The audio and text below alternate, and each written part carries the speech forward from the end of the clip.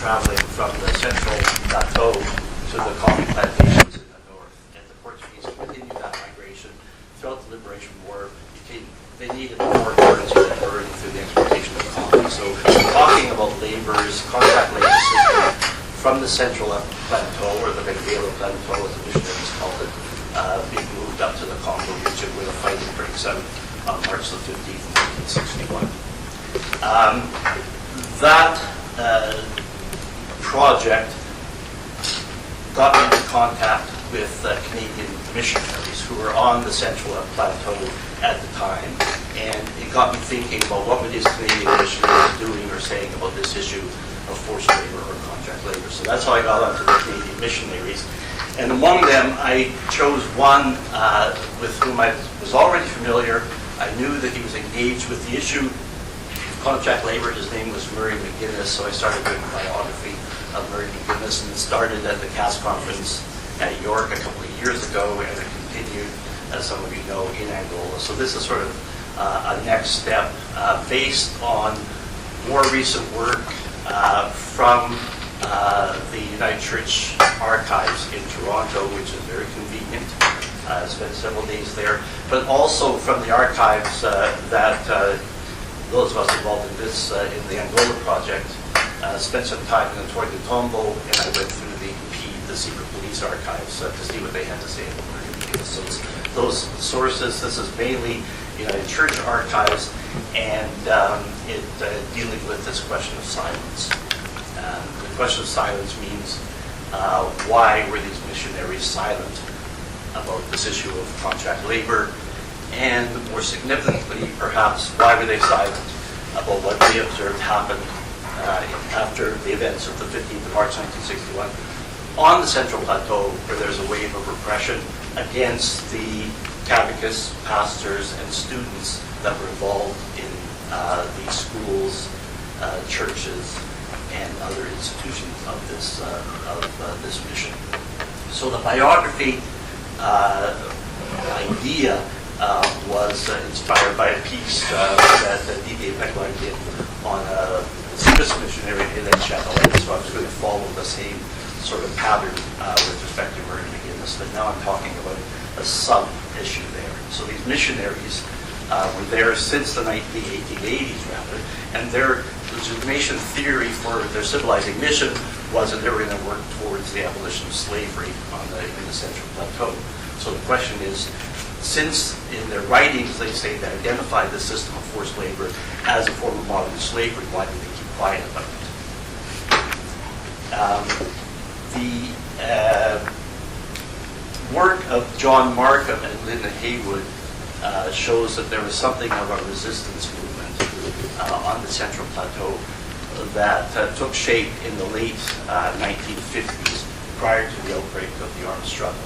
So there were things going on the Central Plateau, there was political organizing going on, and it was being led by the local elite, many of whom were being taught by these Canadian and American missionaries. So it's the formation of this elite, and the repression that followed in the wake of March was against the same elite, many of whom, as I indicated, were involved in the mission. And meanwhile, the missionaries were sending students abroad to study with the idea that they were training an elite that would come back and eventually take over the institutions of the country.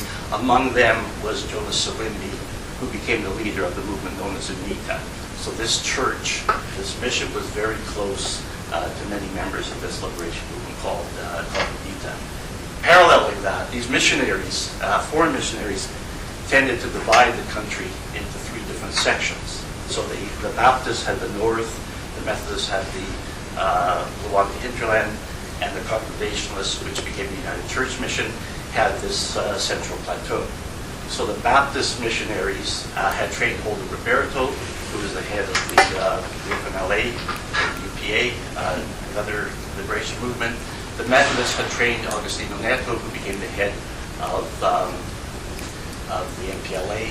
And here we have these Congregationalist, United Church missionaries, and American missionaries training UNITA leadership. So we've got a very close identification between the three churches, the three liberation movements, and the three geographic popular zones in Angola. I was going to say ethnic groups, but I'm not going to say ethnic groups after what I've heard of the conference. But anyway, these are the people living in these areas that have a lot in common, mainly language. Right. So there's,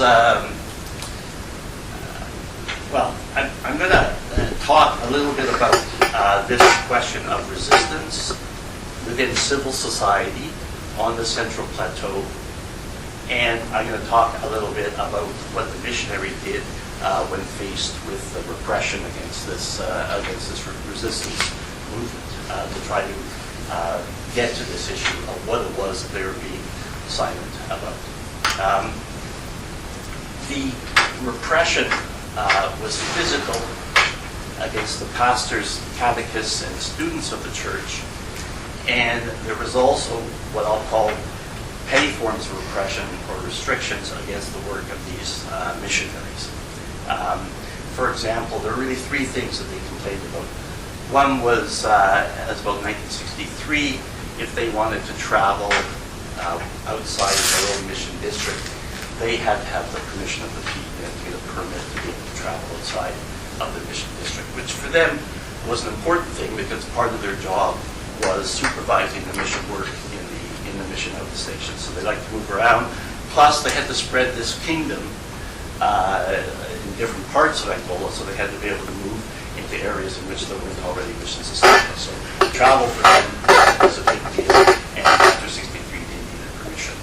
The other thing that happened in 63 that they couldn't hold church assemblies without permission of the local administrator or the government of the district. So this affected them because they held assemblies on a regular basis. In particular, they held an annual assembly of the church in December of each year around the Christmas period, and then they'd have an executive meeting, and that's how they would do the planning for the next year. And in 1963, when December came along, permission was denied for them to meet in their church headquarters, or the mission headquarters in Dombey that some of us visited back in December of this year. So restriction of freedom of assembly. And the third thing was restrictions on re-entry. If they left Angola, they couldn't get permission to come back home. So this affected them because missionaries would work for several years at the mission and then they'd get a furlough. So they could go back to Canada for a year and a half, and they could study, or they could stay with the family, or they could do sort of mission, pastoral work in Canada. So this question of furlough and re-entry was a serious thing for them as well. So a lot of them, when they got the idea that they weren't getting their re-entry permits, they just stayed with the mission because they didn't want to abandon the local church. That having been said, just some comments on the power relationships that are going on here. That in 1956, a national church is created. So there's a church which is normally run by Angolans on the Central Plateau, and the missionaries are stepping back. So they're no longer acting as missionaries on behalf of the Canadian Church, the United Church of Canada. They're in fact missionaries who are assigned to work on behalf of this national church. So there's a form of religious independence that's been granted here. But what I say in the paper is it's really a form of neocolonialism. There's a neocolonial sort of setup because nominally there was a national church, but in reality the missionaries, rather than meet through the formal structure to make their decisions, they met through a committee that they called the Missionary Committee. So that's where they made their decision. And the economic chains were still held back in Canada that would control the salary and the benefits and everything of the missionaries or provide capital funds for the building projects, while the Angolan church was in charge of raising funds at a very local or kind of village level. So there was what I refer to as a sort of neo-colonial sort of setup within the church. The other sort of interesting relationship is you've got this relationship between the missionaries on the ground and the national church on the one hand, and then you've got the United Church of Canada back home, and you've got these liberation movements that are operating on an international scale. So these liberation movements are going around, particularly in the United States, but also in Canada, trying to raise funds, raise political support for the movement, for independence, against Portuguese colonialism. So the United Church is back home in Canada thinking, boy, we really should be supporting the idea of independence. This is already into the 1960s. Everybody else is independent except these Portuguese colonies and a few others. So this is big. There's a war going on. When there's a war going on, you kind of have to take sides. You got to pick one side or the other. So from the Canadian perspective, it made sense for these United Church people to support the idea of independence. Whereas on the ground, the missionaries said, well, we can't say anything about this idea of independence for supporting the liberation movements because we'll get kicked out. So what they argue is that we're going to stay in Angola as the protectors of this national church, because if we leave, these guys are going to be in even worse trouble. And in fact, there are statements quoted articulating this idea from the national church that please stay here as long as you can because you are protecting us from worse repression. Right? So you've got this inevitable involvement of the missionaries with people who are involved in the liberation struggle in one way or another, whether they're involved in the civil society resistance movement or whether they're more directly linked to the armed struggle. You've got a relationship with the missionaries, and the question is then to what extent do the missionaries know what's going on, and to what extent are these church people actually acting in an independent fashion and protecting, in fact, the missionaries by not telling them what's really going on. All right? So those are sort of the relationship. And there's a number of families involved. And in the paper, I trace sort of the history of, two of the families involved.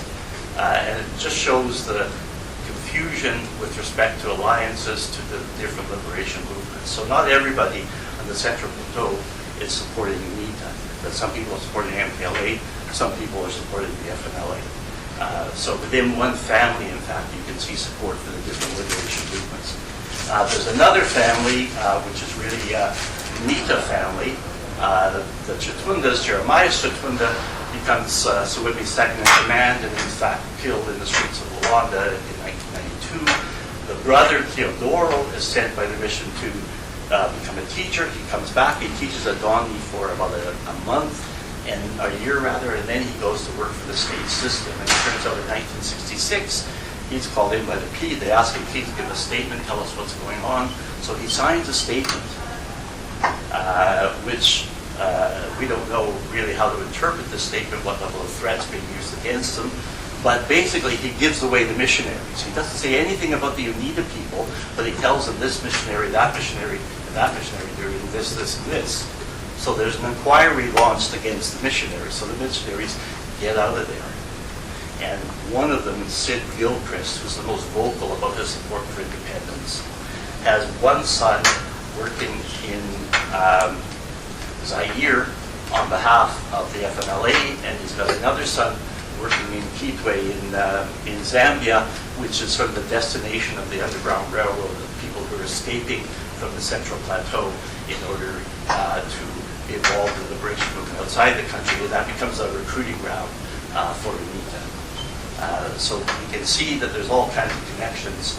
Finally, in 1968, the United Church breaks aside. Gilchrist publishes this book called Angola Awake, and he alerts the rest of the church to the fact that not only have we got this system of forced labor going on, and not only do we have this terrible repression going on against the missionaries that are not letting us do our work, but also they're killing and imprisoning and disappearing all kinds of people on the Central Plateau. And I'm sorry that I kept my mouth shut about this all this time, but my daughter was working in a mission there, and I thought we were protecting people, but I left the country, Gilchrist says, because my presence had created a danger for members of the church, because he was now after me. So they switched the explanation around. The other thing that, this is by way of conclusion, that's important to keep in mind is the allegiance of my main man, Murray McGuinness, to the MPLA, which is more associated with the Soviet Union and the East Bloc. So there's this Cold War subtext going on with a lot of the United Church missionaries who are particular Cold Warriors supporting UNITA, and Murray McGuinness being under attack from Cold Warriors, but maintaining his support for the MPLA. And you can see that theme running through the documents as well. So I'll stop there. Thanks very much.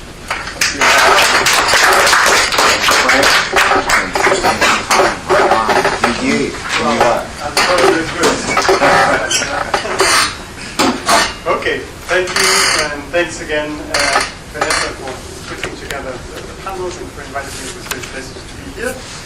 So the paper that I'm presenting today is based, as far as the empirical basis of the paper goes, is really based on research that I did, well, a long time ago, partly in the archives of the United Church of Canada here in Toronto, and also in the BID archive that was for my PhD thesis that I completed a few years ago, but which I'm revising now into a book. So I took this opportunity to work on that and to also kind of add on to the material and try to bring it to some new conclusions as to what's happening today in Angola.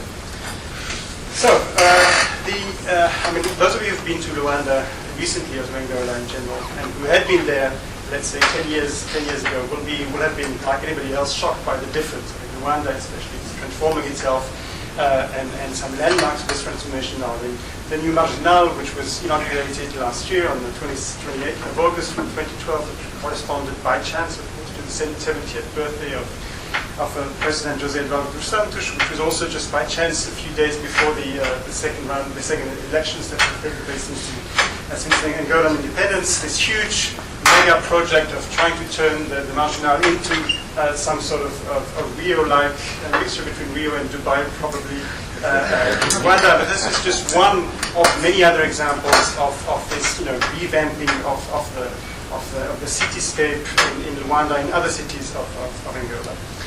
One of those, and what the Secretary General of the MPLA said on the opening of the new Marginal is quite typical of that.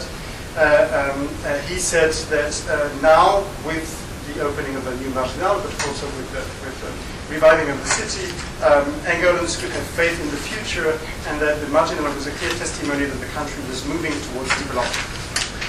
Now, there are many ways of talking about those changes, and one of them certainly is that those changes are a sign of the incredible success, in a sense, of the recovery of Angola's recovery since the war ended in 2002. This recovery was, of course, supported by the production of oil, and also the boom in oil prices between 2002 and 2008, especially. But it is remarkable in the sense that the reconstruction of the whole infrastructure in Angola is quite remarkable. These new buildings, and for instance, the famous housing project of Kilambakiashi, of which I'm sure you've all heard of, is also, and I think Jesse will talk more about it later on, is also an example of the MPLA and the regime's vision about the development of Angola, this kind of high modernist agenda with accelerated pace towards modernization. The view I'm taking in this paper is slightly different. I think these new buildings and the kind of development that is taking place in Angola is also a discourse about Angola's past. It's also a discourse about the war, in fact, because what is striking about Angola is the way in which the only official discourse about the war now is a discourse of kind of consigned oblivion. We don't talk about the war anymore, as if it never happened. The only official policy towards reconciliation has been a blanket amnesty for all the people who took part in the war. There's been no reconciliation or official commission of reconciliation, no attempt at dealing with the past, etc., etc. So this new modernizing trend also, for me, is a way to recast Angola's divided past as a kind of absurdity, something that should never have happened, and that was also linked mostly to Sulu's personal greed for power, greed for political and economic power that had in fact nothing to do with Angolan history. Well, of course, as all of us know, the history is a little bit more complex than that, and despite, I don't want to say that Savimbi was not somebody who was primarily interested by political economic power, but we know that the war existed because there were very deep social divisions within the country. And I want to dig a little bit into those deep social divisions and to try and propose some sort of analysis for that. I use also in the title this concept of nation views, which was coined by Prasenjit Duara, a historian of China and India, in a book which he has called Rescuing History from the Nation. He defines nation views in that way. Nationalism is often considered to override other identities within a society, such as religious, racial, linguistic, class, gender, or even historical ones, to encompass those differences in a larger identity. However, even when or where such an encompassing has been temporarily achieved, the way in which the nation is represented and voiced by different self-conscious groups is often very different. Indeed, we may speak of different nation views as we do world views, which are not overridden by the nation, but actually defined or constituted. In place of the harmonized monologic voice of the nation, we find a polyphony of voices, contradictory and ambiguous, opposing, affirming, and negotiating their views of the nation.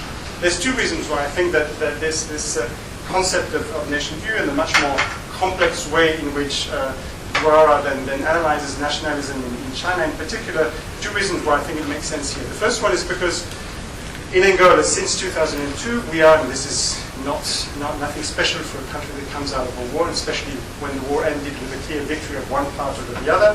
We are in a situation of a very kind of high tide of nationalist narrative. It's really about, as I said, part of this reconstruction effort is also part of producing a new narrative of the Angolan nation, which should be inclusive of all, as opposed to what had happened during the war.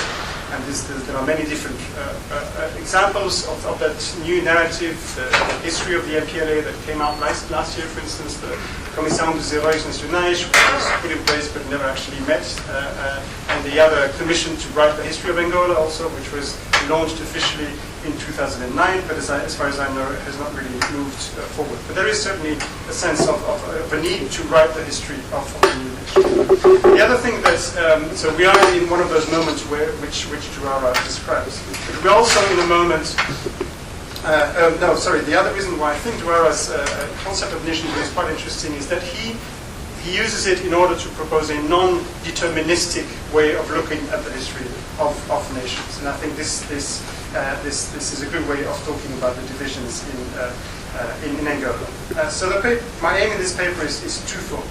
Firstly, I propose to trace the history of one particular nation view in Angola and try to follow it through much of the 20th century. Of course, not trying to say that this is the only one, the only alternative nation view that will exist in Angola. It's one of many.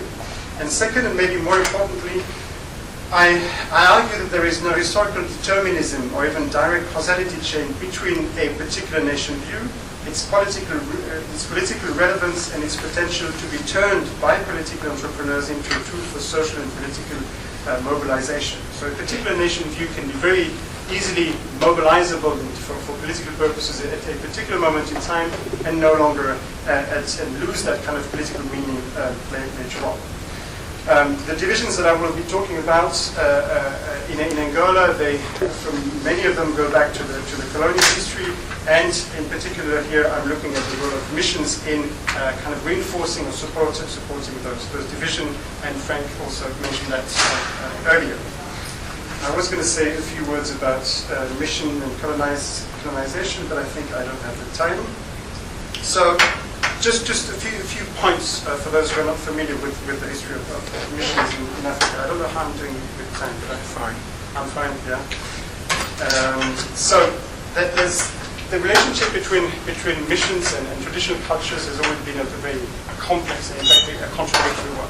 On the one hand, they were very opposed to cultures which they in fact didn't even consider as culture, which they wanted to rewrite and to reinvent into a new Christian culture. And I think this is a very important trait, at least of the Protestant missionaries in the Central Highlands, is that their point was not simply to destroy whatever culture was there and to replace it by another one. What they wanted to do rather is recast the culture that they had found, kind of reinvent it and remold it into a new Christian way. As one of the Congregationalist missionary put it, much has been written about the new tribe of God which the church is calling into being in Africa.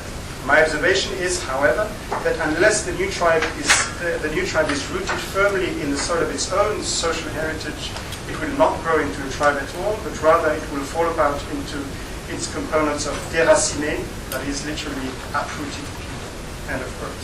So in other words, the modernization of African society that was promoted, discussed, and negotiated within Christian missions was one that resorted to tradition, or rather a new Christianized invention of tradition. And this is what I called in my thesis or my forthcoming book, culturalist modernization. That is an idea of modernization based on an essentialist definition of culture. And and what is more important even is that so you have a double movement, if you like. On the one hand, you have those Christian missions in Angola, like in many other parts, who participated in reinventing local culture by writing down the language, by defining also ethnic boundaries, like they did also by defining those different territories within Angola between the Baptist, the Methodist, and the Congregationalist. But more importantly also, you have a local elite that appropriates this new reinvented, Christianized traditional culture for their own upward mobility and for their own modernization trajectories. So in other words, there is not an opposition, like for instance people like the Comoros have written, between modernity and tradition in missionary thinking, but there is a very proactive reappropriation of tradition as a way to go forwards into modernity. And the local elites, what is striking to me, at least when I look at the trajectory of some of the local elites in the Central Highlands, is precisely that: is to reappropriate a culture that had been very severely destroyed after the defeat against the Portuguese colonial forces, and use it as a way towards an alternative kind of modernity, if you like. But the problem is how those identities, those newly created identities within the mission, are being politicized again. And this is the main point that I want to do. Very quickly, what are we talking about when we're talking? What am I talking about when I talk about the culturalist modernization model that those missionaries had for the Central Highlands? I will be very brief on that. There's more about it in the paper if you're interested. It rested on three very important elements for me. The first one was that especially the Congregationalist missionaries, but other missionaries also, they had an idea that their role was to recreate the kingdom of God, as you suggested earlier. But this kingdom of God was conceived of as a kind of fortress or a bastion of Christian / Protestant faith in a Catholic and Portuguese environment, which was quite hostile to the Protestant modelists. So the idea that you have to build fortresses and bastions kind of cut off from especially the colonial environment in order to promote your reinvented Christian culture. The second pillar of that model was agriculture. They did a lot of work in agriculture, and I will come back to that. It was very, very important in the history of the Central Highlands in the early 20th century. And the third pillar was education. This is nothing particular, of course. This is also something that other missionaries did. But what is interesting for the Congregational mission, what is relevant to this here, is that they had a very precise idea of an education that would not be just the kind of copy of what Western education should look like. What they wanted to do is to adapt, is to find some kind of education, some kind of school curriculum which would be adapted to what they thought would fit best the rural societies within which they were working. And there is one quote from one of the missionary that was responsible of creating a curriculum for what they called a rural life school. And he says, and I think that sums up quite nicely what their perception about education of Africans was. Because Africans have a different history and a different cultural background, because they are for the most part rural dwellers, because their present-day needs are different from those of present-day Europeans, differences in curricula are not only desirable, but imperative. The objective of education in Africa is to produce the good African, the native who is proud to be an African, appreciative of the finer elements in his culture, willing and anxious to accept European culture insofar as it is complementary and supplementary to his own, quite unwilling to be an imitative and unoriginal white man. Good native education would have its roots in African culture with leaves and branches of the best that the West has to offer. 5 minutes, okay. So I will say more about that. Now,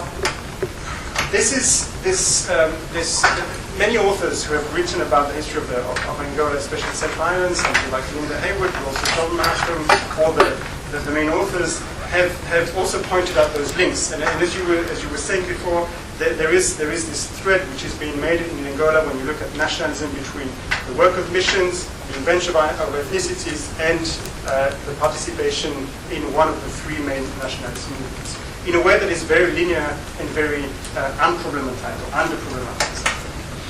And what I want to suggest in the last 5 minutes is a way of making this a little bit more historically historically complex, I would say. So I'm taking this model of this idealized kind of rural modernization model that the missionary developed and was really appropriated by local elites, and trying to see how it fitted in the political and historical context of Angola at large, but also central Angola throughout the 20th century. Now, different steps. The first moment between the 1920s and 1940s, roughly, happens just after, or let's say one and a half decade after the actual conquest of the Central Highlands. The Highlands, 12 different kingdoms that were all involved into long trade. You know more about that from your work on slavery, on long trade networks, etc. What the colonial conquest does is it changes completely the trade that had been slave, and then beeswax, and then ivory and beeswax, and then finally rubber.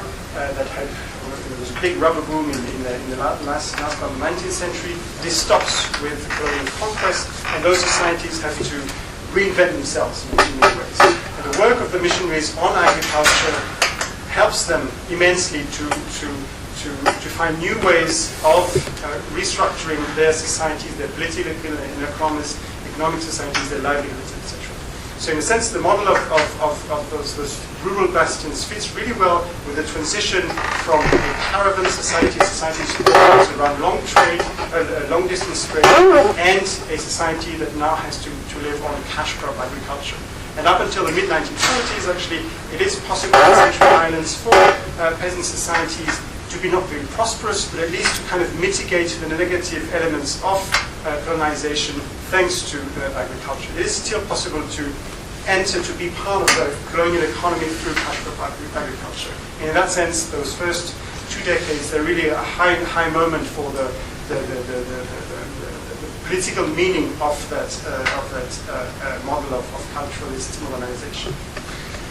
Things change a lot from the 1950s onwards. For about 20 years, there is this trend towards urbanization and economic development in Angola in general, but very much so also in the Central Highlands. There are 2 things that put this model to question. The youth that turned 20 in between 1950 and 1960, they are no longer interested. It doesn't make sense for them anymore to just go back to the village and be good farmers. What they're interested in is to go to town, to take advantage of the new opportunities that are being created within, because the economic situation is different, because there is a moment of opening of the global world. Unfortunately, I have to go very quickly, and I hope you will bear with me for that. So in the 1950s, that's because of economic development of Angola. In the 1960s, it also, as a result to the counterinsurgency strategy of the Portuguese, which had two dimensions. One was direct and outright repression, and the other one was economic development, bring economic development to Angola as a way to fight, in a sense, indirectly the nationalist movements. So provide new opportunities, new jobs to the elites that are coming to age, in a sense, so that they don't feel attracted by the nationalist movements as the others would. And they are quite successful in that sense. And this also, because it is linked to a process of urbanization, this questions the kind of development, of social development that had been negotiated and discussed within missions. And this is a time when this model of rural development, based also on a particular view of ethnic identity, is much less relevant. This changes again in roundabout independence. This is a crucial moment. Before independence, there is a moment when things are very open in terms of who will decide of the political orientation of the elites in the Central Highlands. And there is beginning to be a social interaction between different groups that was not possible before, because Nova-Lisboa, Wambo, was a very segregated city, and the Protestants also contributed in a way to those divisions, moving on to that segregation. But the advent of independence and the war, the civil war that starts just after it, brings a stop to that. And what is crucial, I think, in that moment is that when UNITA takes over Wambo at the moment of independence in 1975, it loses it against the MPLA and the Cubans in 1976. Benin goes off, and eventually it will create its own capital in Jamba. And at that moment, when the new generation of the MPLA comes and takes power in Wambo, they have no social interaction. They have had no social interaction with the kind of elites that were there. And most of those elites who were, school teachers, school directors, working in hospitals, etc., who had been formed within the missions, they are completely ignored by that new generation of the MPLA leaders who arrived, who are very young for the most part. Many of them have grown up in Wambo, but they just don't have any social interaction with those different elites. And they completely ignore them, ostracize them, which then allows UNITA to come up with a discourse of exclusion, saying the MPLA is just as bad as the Portuguese in terms of colonizing us. We must defend ourselves, and we, UNITA, are the only movement that can support you of Ngundu. And they managed to ethnicize this discourse and go back to the kind of model of ideal rural lifestyle that had been promoted within Mission. But again, in the mid-1970s, it takes up a completely different political meaning. And again, it becomes mobilizing and mobilizing too. Unfortunately, I think I need to conclude, so I don't have the time to continue following the ups and downs of that type of representation of an alternative way towards modernity, if you like. But in a nutshell, 1992, the end of the war, first end of the war, the first peace process, and the elections is a moment also when this different model of being an Angolan, this different nation view, Angolan nation view, comes to the fore publicly in a campaign for the elections.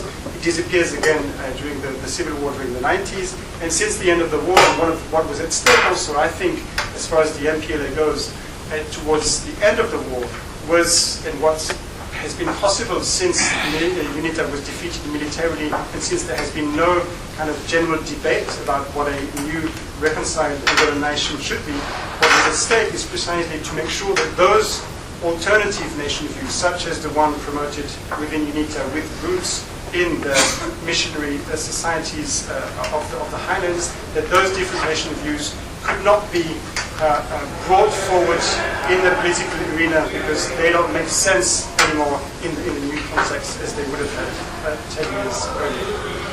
Thank you very much. Thank you. Now on to Jesse.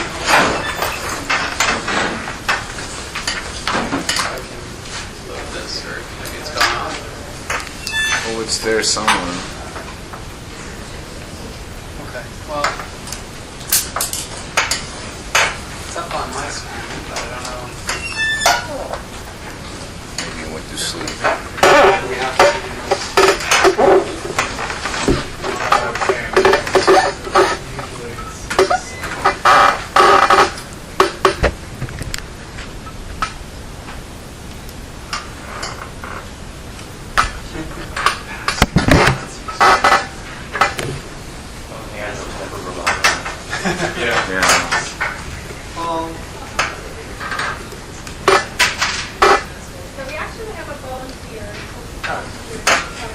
Yeah, but she's not here. This is the last session, so.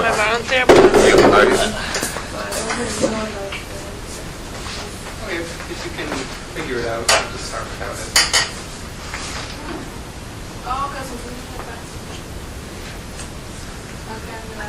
Thank you. All right. Well, what I'm going to do today is actually more connected than I thought it was going to be to what's come before. Sort of continue chronologically and bring it right up to the present. As my work and particularly my dissertation is about the current moment in Angola and also in Nigeria, a moment for extraction of oil and what that means for development. And as Didier mentioned, what I'm going to do in this paper, which is sort of bits of my field research that never quite made it in for the most part, except the last section, which is more related, is just discuss the developmental approach of the Angolan state post-Civil War, and discuss the developmental prospects that come out of that. So I'll spend more time maybe on the theoretical aspects, particularly as I'm not talking to other political scientists really. The first concept that is important for my work is the concept of the developmental state, which is used, particularly it's first used with reference to Japan to explain how the Japanese post-war government was able to so successfully promote economic growth through state policy, right? And it became an explanation for all of the East Asian countries that developed in recent years. It's part of current debates because since the 80s, you had the World Bank and the IMF promoting a very market-oriented approach to development, and then you had people who studied the East Asia experience more specifically saying, well, no, you actually need a strong state and regulation in order to promote development. So this concept of the developmental state is used to explain, how any country could move from being underdeveloped in the experience of colonialism to being a participant in the global capitalist system, and most people who look at the developmental state argue that it's historically specific. There was something about that moment and that context in those countries in East Asia that allowed them to develop, and it can't be repeated elsewhere. But what I argued in my dissertation is that it can be repeated throughout the Gulf of Guinea region for all those countries that have discovered oil offshore in the last decade, and it can be repeated because of the specificity of oil. So my dissertation is about the petro-developmental state, which is a particular kind of form of developmental state. And so what I'll do is, the last point is that it's something specific to oil that allows a state to put in place protectionist policies and to put in place regulations that most African states in the 80s and 90s would not have been able to put in place because of the neoliberal approach of international financial institutions. The fact that oil is so strategically valuable and that it's fixed in the ground at particular locations that gives states like Angola the possibility of negotiating and promoting local industry. Okay, so what I would have if I had the slides was I'd put up two definitions of the developmental state, and I would put up different elements of what constitutes a developmental state, and then I would talk about how applicable it is to Angola. So some of the important aspects of a developmental state. Manuel Castells said a state is developmental when it establishes as its principle of legitimacy its ability to promote and sustain development, understanding by development the combination of steady high rates of growth and structural change in the productive system, both domestically and in its relationship to the international economy. Ultimately, for the developmental state, economic development is not a goal, but a means. Okay, so that's one aspect of the definition, how we can understand what this means, this concept. So if we're not familiar with it, theorist named Adrian Leftwich gave us 6 components of a developmental state. And they're not up on screen yet. A determined developmental elite, relative autonomy for the bureaucracy from political forces, a powerful, competent, and insulated economic bureaucracy, a weak and subordinated civil society, the effective management of non-state economic interests, and finally, repression, legitimacy, and performance.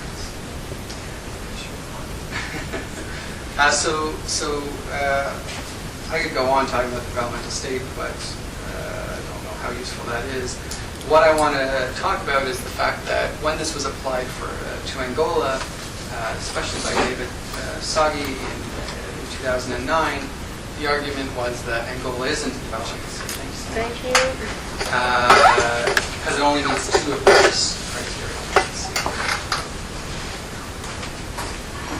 These are the 6 criteria that I mentioned. Let's go over that. And here you have David Sagi applying these 6 criteria and saying only the final 2 are actually found in Angola. What I want to say, though, is that if you admit that the developmental state happened at a particular moment in East Asia and look at what's happening in Angola and Nigeria, you can see a new kind of developmental state, which I call petro-developmental state. And some of these things that you needed to see to define a developmental state in East Asia, you wouldn't actually need to see in Angola and in Nigeria and the rest of the Gulf.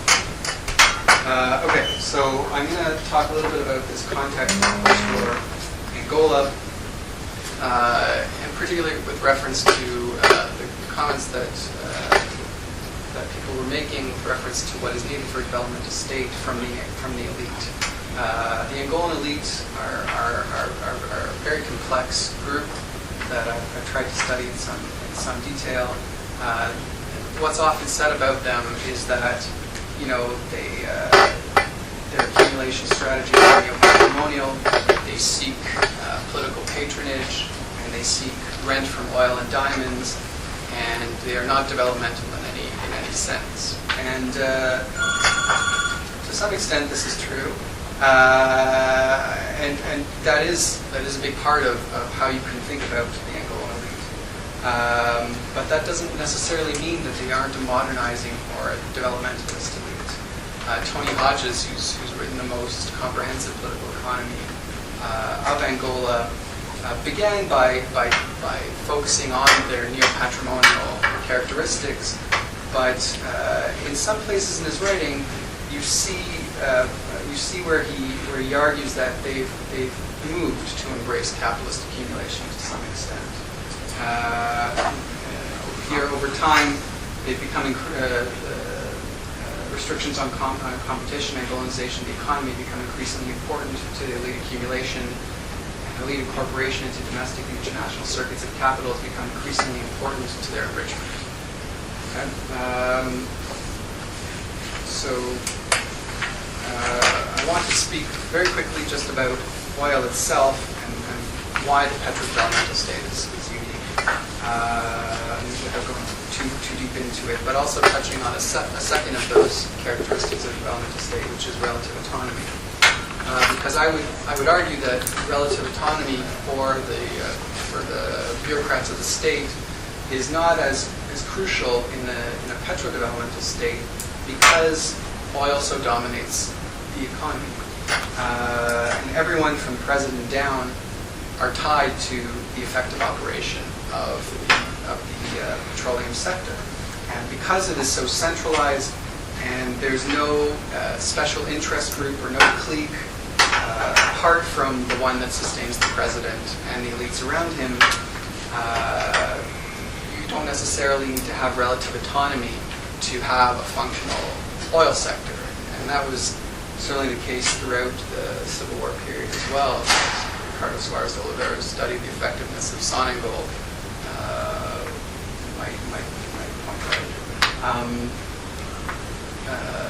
The last thing I want to say about this modernizing approach of the Angolan elites is that, again, it's not a black and white kind of thing. The elite have a developmental vision, particularly it's been written a lot about for Luanda, that's based on Dubai. And honestly, Dubai is not a great developmental choice to emulate, but that's okay. Chatham House speaks a little bit about this in their 2005 report about Angola, that it's an economic vision that's very top-down, accelerated by high technology, heavy emphasis on investment, big projects, big infrastructure projects. And so when I call Angola a developmental state, that's not necessarily saying that their vision of development is an appropriate one, or that they're following the absolute best policies. It's just a statement on the possibility for economic growth and social development. So I'm going to try and speak about a few cases of state-led development in Angola, starting with the heavy investment based on Chinese loans that has happened since 2002. And these are the kinds of numbers that you look at and you think, wow, this is a state that is, really starting to do something, and then you have to ask the questions of why they're doing it. And that's a very different question. But the example of Chinese loans shows, again, both the positives of Angola's developmental model, but also some of the drawbacks of how they've applied it. There were several loans. There was a first loan in 2004 of $2 billion. There's a first phase. You can see how it was divided out. There was a second loan of $500 million to finish some of the projects. They hadn't really thought about how they were going to finish them. And this is the second half of that first loan. There was another $2 billion loan to Angola based on their oil revenues, oil potential in 2007, which again went to infrastructure, agriculture, transports, very important projects for development, economic development anyway, in the country. All I want to say about it is Angola was sort of forced to take these actions because the donor community after 2002 wasn't that interested in supporting their development. So that drew them to China, and that's a big topic of investigation as well as the role of China and Angola. But I'm going to have to go past it. Beyond China's role, the Angolan government has invested enormously in economic and social development. This chart of just 2 years of the activities of the Programa de Investimento Público shows that the investment is much larger even than what China has pumped into the economy. But the problem is that not all of it is necessarily being spent. Agriculture is another area where there's been enormous investment, but in my paper I want to be able to talk about particularly the Aldeia Nova project, which is sort of a white elephant because the money was pumped in, but it went to 600 families, and most development practitioners in Angola will tell you that even if the project is successful for those individuals, it's not a model for development in the country. Another very interesting case of new investment that is state-led is Sonangol taking over and promoting industrial development in Angola, promoting in particular special economic zone in Vienna, where they are actually building new factories, investing with various partners, both foreign and domestic, and beginning to produce items that were not previously produced in Angola. And finally, the example most associated with my dissertation is local content in oil and gas. And several activities that both Sonangol and Ministry of Petroleum have promoted to encourage job creation and economic growth in So I'm going to skip to conclusions and just say what all of this means and why I'm bringing all of this up. I think that it's helpful to view Angola as a different kind of developmental state, the defining characteristic of which is their petroleum wealth and the dominance of petroleum in the national economy. Oil has created the possibility of a variation of the East Asian developmental state, and it's a context that I think will allow Angola in the current historical moment to continue what the incredible economic growth they've had since 2002. That doesn't mean that they're developmental in the sense of promoting good social policies, promoting democracy, promoting human rights, or promoting any kind of a progressive, let alone a radical agenda. And so I think it's important to make that clear. And it's sort of strange to focus on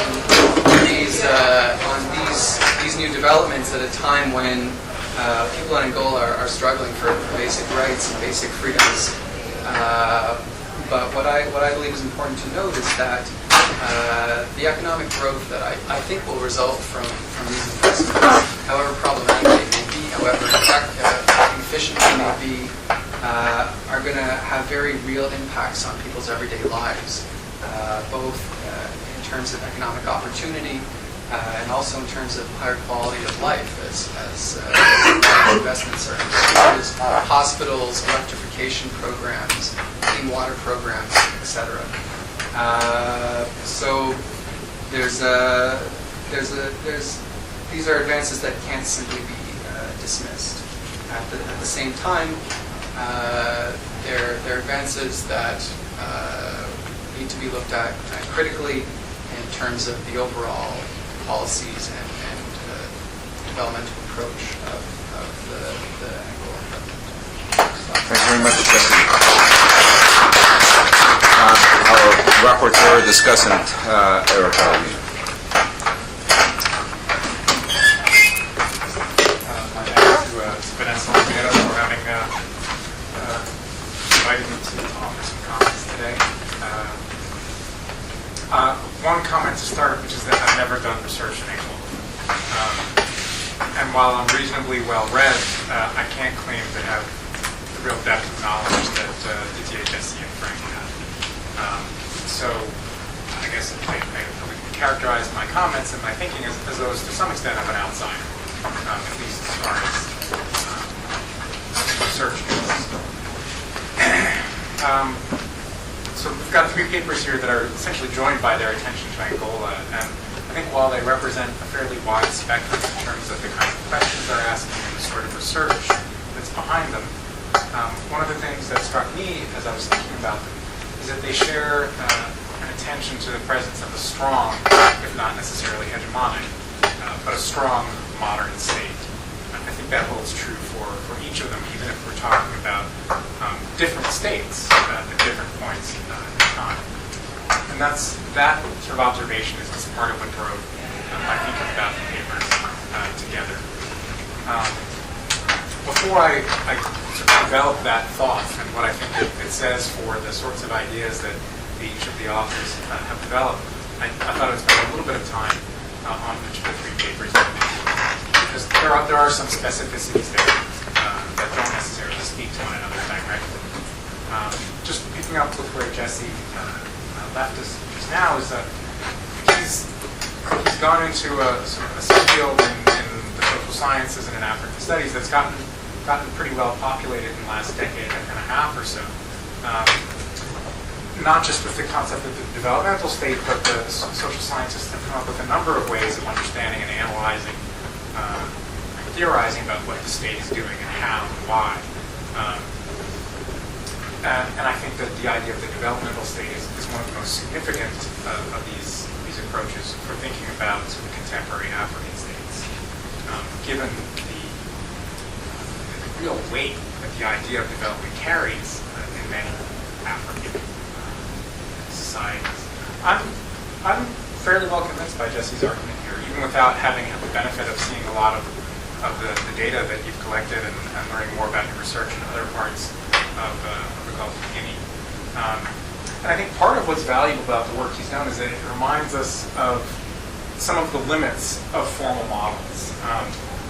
And what I mean by that is that if you follow from a model of what constitutes a formal model of what constitutes a developmental state, then you might say that the fact that the Angolan state lacks much autonomy from the interests of powerful cliques means that it's not a developmental state. Wow. But to me, that seems like a pretty weak argument against the idea of Angola being, or perhaps in the process of becoming, a developmental state. So I think it's a good reminder about what models are good for. I'm really taken though with another dimension of the model that Jesse's working with. I'm not saying models are useless at all. And that's the idea of what I got to read, well, not a paper, but I got to read all the slides with more time than you did, so I was able to digest them a bit, maybe better than you. And that's the idea of a determined elite guided by a modernizing vision for the whole nation. And I want to unpack that a bit. I don't think there's anybody who would question the determination of many of the elites who are clustered around key state institutions in Angola. This is a pretty determined bunch. They wouldn't be where they are if they didn't have a fair bit of determination. I think it's more a question of whether theirs is a modernizing vision or something more parochial. And so I guess a question for Jesse is, I'd like to know more about the modernizing dimension of the direction in which Angola is headed. What sort of modernization is it? Based on what kinds of ideas about what it means to be modern, and with what consequences, positive, negative, and for whom? Just thinking to Jim Scott's work about modernization, it's not necessarily a positive experience for everyone involved. And then the final comment I'd make about this is that I'd ask, is this vision of modernization indeed one that is for, as the slide had it, the whole nation? And more crucially, this is kind of picking up on a theme in Didier's paper, which nation? Which notion of nation? Because there are, as I think Didier would suggest, there are different notions of nation that are competing in Angola. Who belongs to that nation? What are the criteria for claiming membership in that nation? How broadly held across Angola is the state's notion of nation? And what other competing notions are there? And how, if at all, do these ideas about modernization apply to those ideas about the Angolan nation? Now, Frank's focus on historical repression and response in Angola continues, I think, one of the finest traditions of historical scholarship on the country. And his attention to missionaries pinpoints a category of individuals who were well aware of colonial oppression and abuse.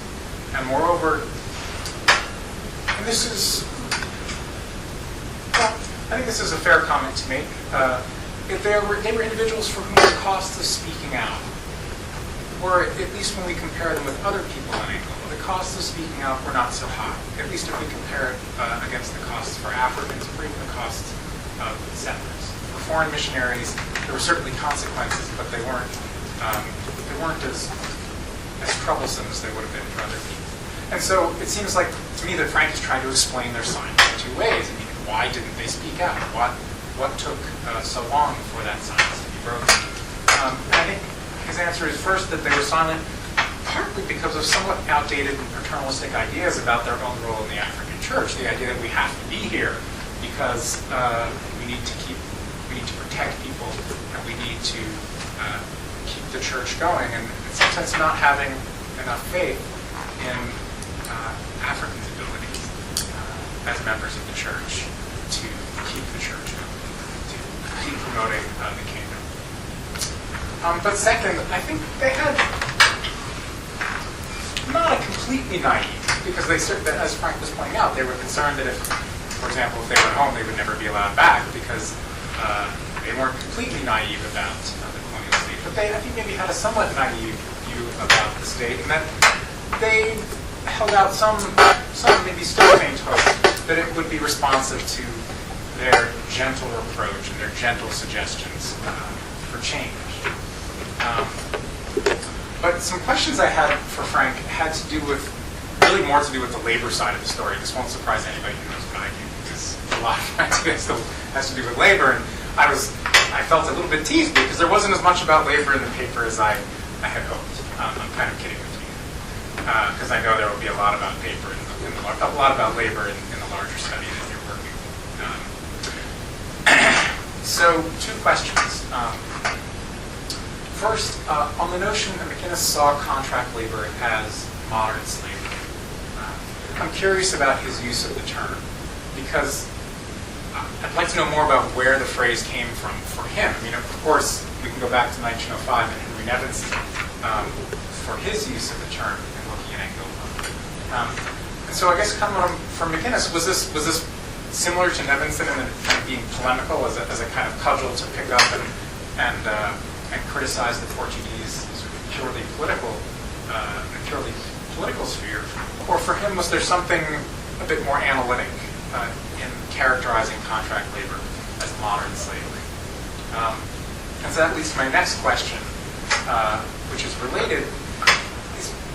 Was there I'd be curious to learn more about the objection that missionaries had to contract labor. Was it about the nature of labor conditions, which often were pretty terrible? Or was it about the coercion that was involved in bringing people into these contract relationships? Did they have some idea that coercion was something that really didn't have a place in a modernizing society with a modern state such as existed by the period you're looking at, the 1950s, 1960s? And maybe perhaps to borrow from Didier here, did coercion have no place amongst the people who had undergone a cultural modernization? I'll move on from there to Didier, and I'd say I find his argument about multiple competing nation views pretty compelling.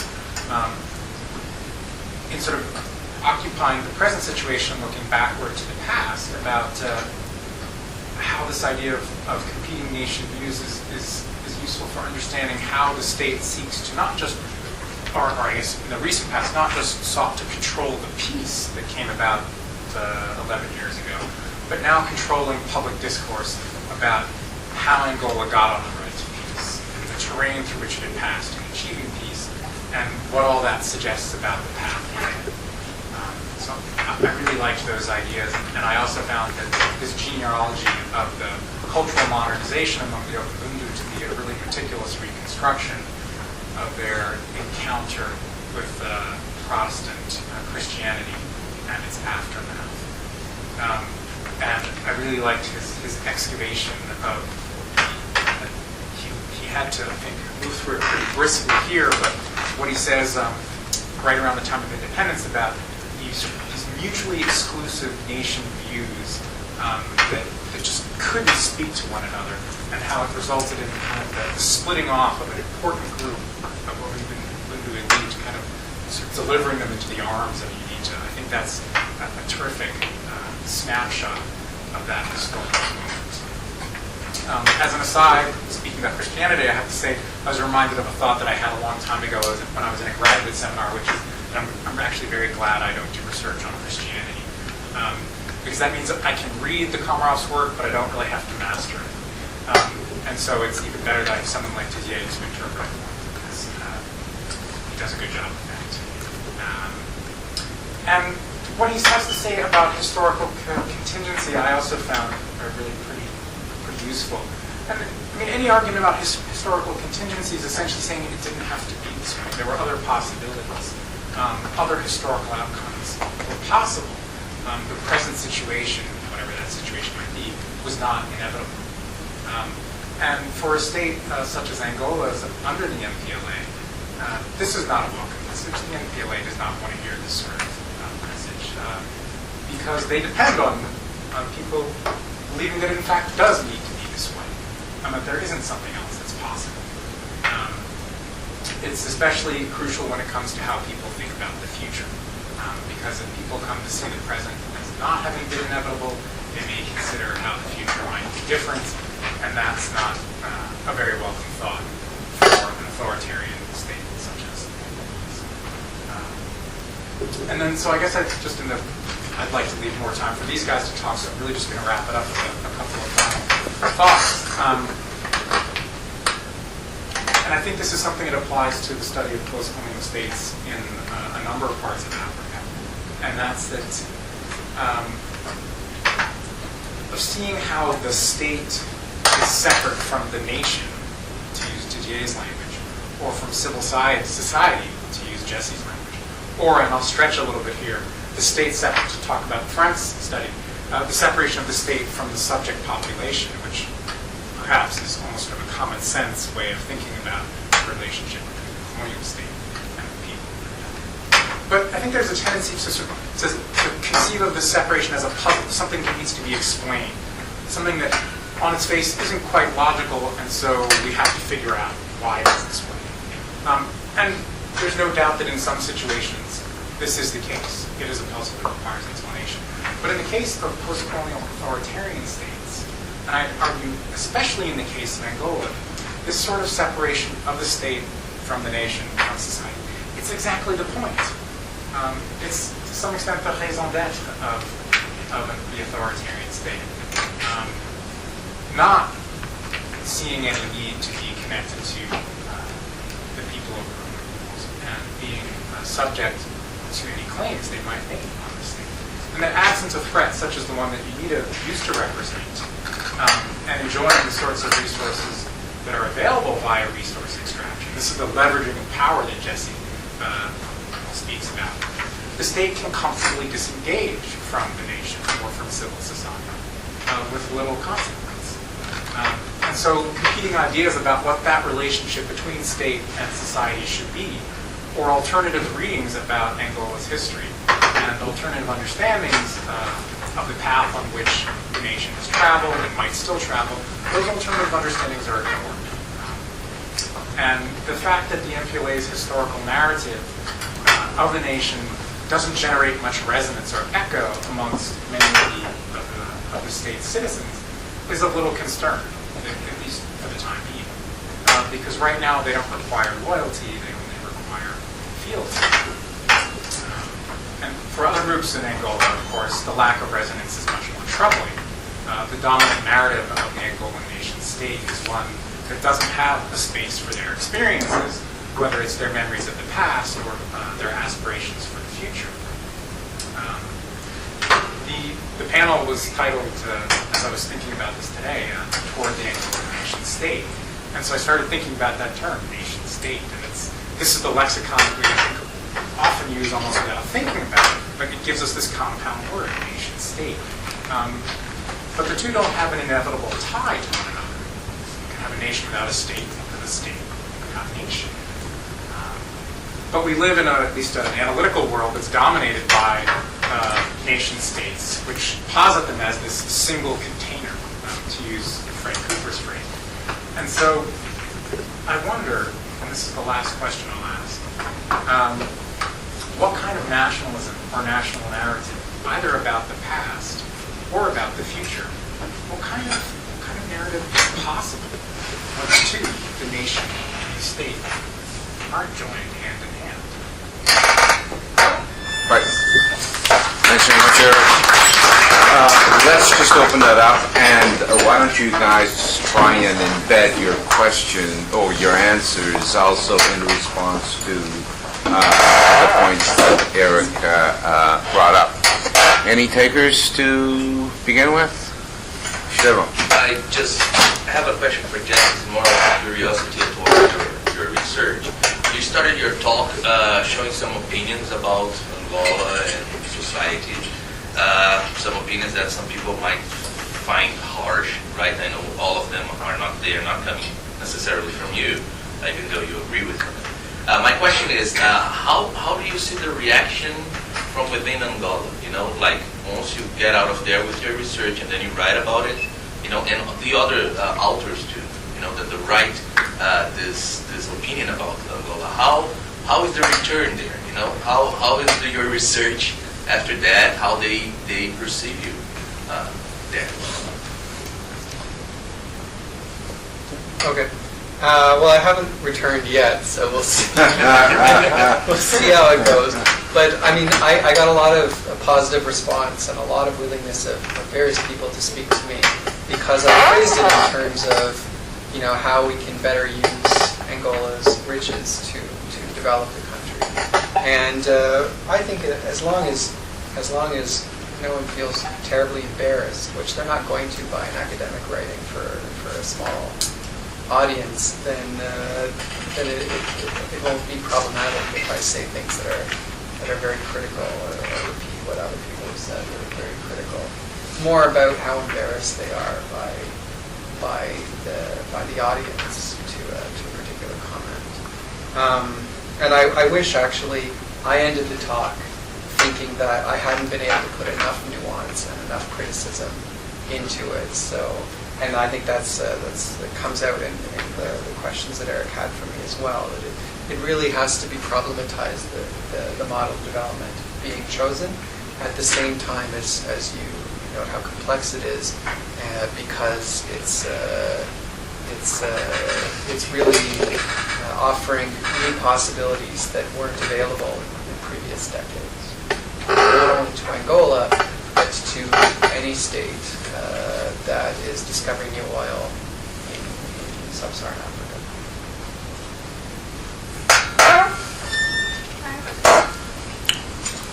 I got a little bit surprised when I saw your data with the amount of money the Angolan government has got from the Chinese to invest in some things like the shelter, like transportation and electricity and also water.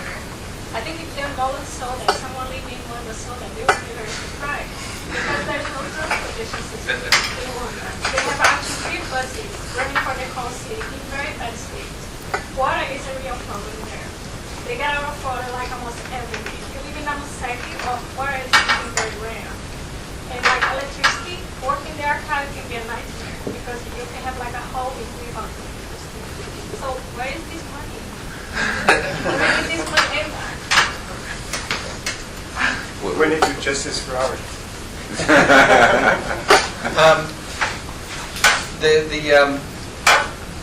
There hasn't been that much research that has followed it to see what has been built and how effective it has been.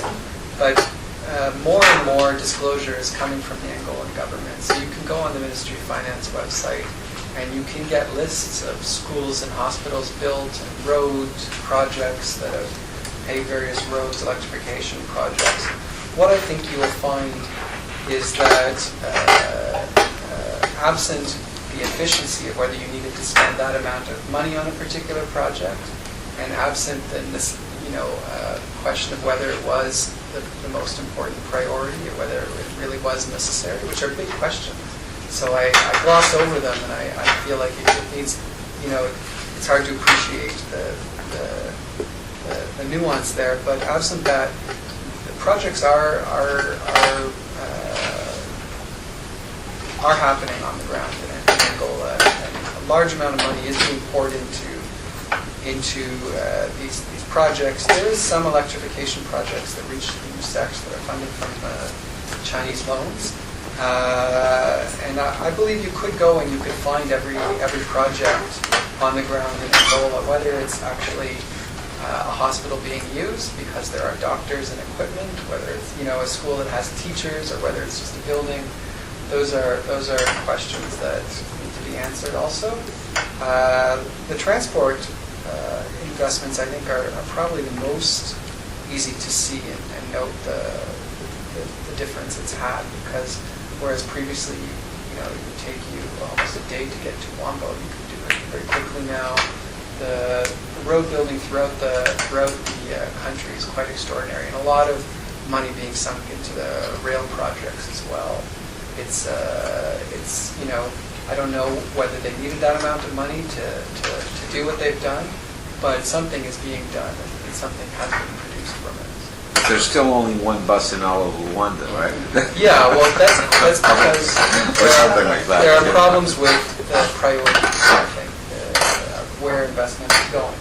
Probably also a problem with some of the private bus operators and their lack of interest in seeing a public transportation system and their pressure on Yeah. Because especially when it's the generals that own whatever. And that's why you couldn't write a paper like I intend to write without asking that question of Ben. It's a crucial question. Sorry, my question's also for Jesse. Are you including environmental discourses in your study, and how do you put these notions of development in terms of conservation, sustainability, Not directly in my dissertation, a little bit, and what I found, and I was a bit surprised by this actually, but now it doesn't surprise me at all, is that NGOs in Angola are not advocating any kind of a critique of fossil fuel consumption or carbon emissions or anything of that nature. There's no movement like there is in Nigeria to leave oil in the ground and not exploit it.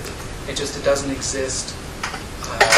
Maybe that's because oil extraction is offshore and doesn't affect as many communities as it does in Nigeria.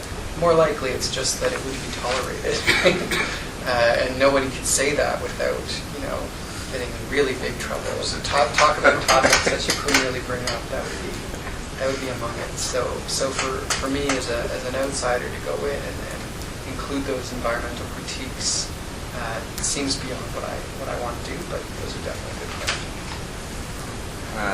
Yeah, I have a question for you. You focused a lot on the plateau, right? But what about in the Kimbundu area? Do you see similar kinds of comings and goings in terms of that kind of notion of the state and how one is viewing this? Do you see the same thing also operating in the north, or is this something very specific to the Central Plateau?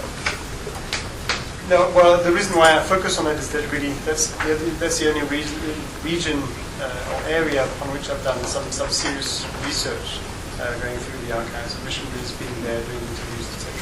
So that's the region that I feel comfortable to talk about. But I would say, as a hypothesis at least, that you could probably see the same kind of, in the Kimbundu area, what has been really, at the same time, the strength and the weakness of the MPLA is the alliance between the Creole elites of going back to the 16th century and the what Christine Messon called the new assimilados à la Neto, that came from the interior. And I'm sure the narratives about the way in which this alliance was possible have shifted immensely, and that they're not really talked about anymore now. And in fact, the 1977 coup also kind of put an end and a lid on most of these discourses. And then if you look at the north, what is interesting and something I'd really like to work more on is I find that the discussions that are taking place around the former capital of the Congo Empire, Mbanza Congo, they're quite fascinating. Because on the one hand, you have the Angolan state that you cannot really refuse to have a place like Mbanza Congo being nominated as a World Heritage. But on the other hand, they don't want to because they fear that this might revive, nationalist Congo or Congo sentiments that they're not interested in, because again, that's not part of the narrative. It's a counter narrative to their narrative somehow, and it doesn't really. How do you make sure that this is? You can sell this as a world heritage, as an Angolan nation, and not as the Congo Empire, which is different. So it's those kind of struggles. I think they happen everywhere. They're more or less visible again, depending on the political and historical conjuncture. But they are there too.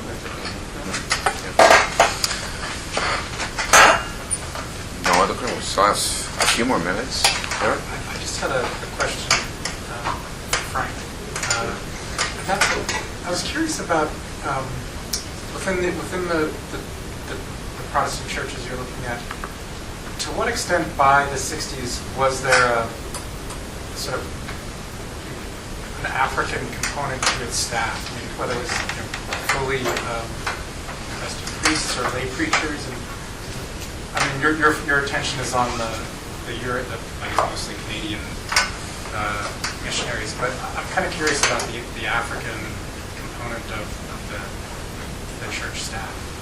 How developed was that, and and how, what kind of conversations have you been able to see between the foreign missionaries and their African counterparts about some of these questions you're looking at?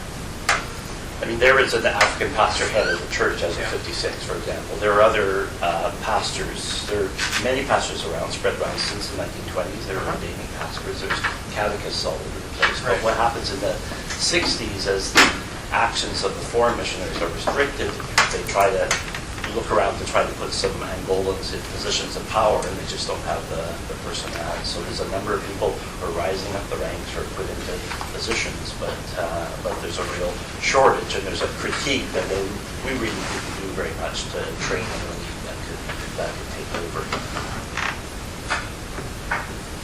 And furthermore, the labor issue. Murray was a farm boy, so his focus was agriculture, and he had a strong line in favor of peasant-based agriculture, he called it. So what he was against very strongly was any form of plantation system or taking people away to any sort of work within the Portuguese system.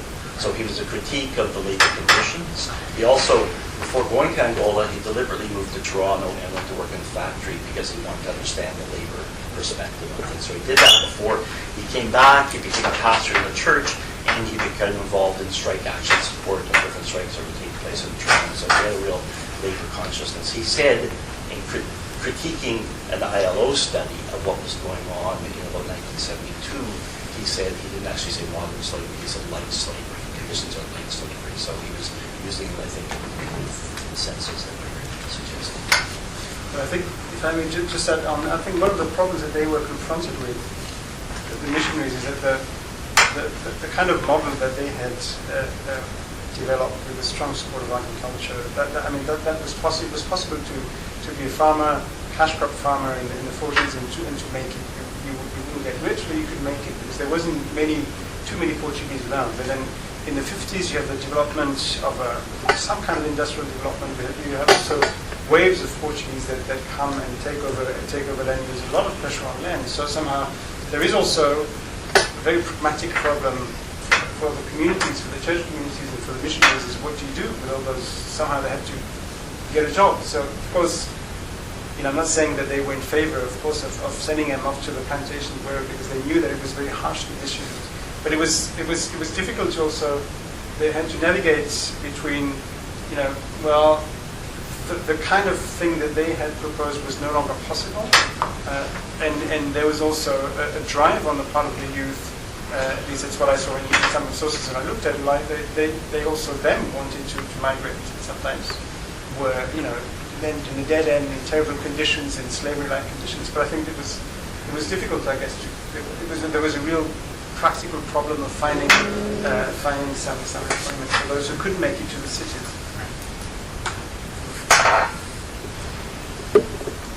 Oh, that's it, folks. We're going to have to catch trains and planes and the like.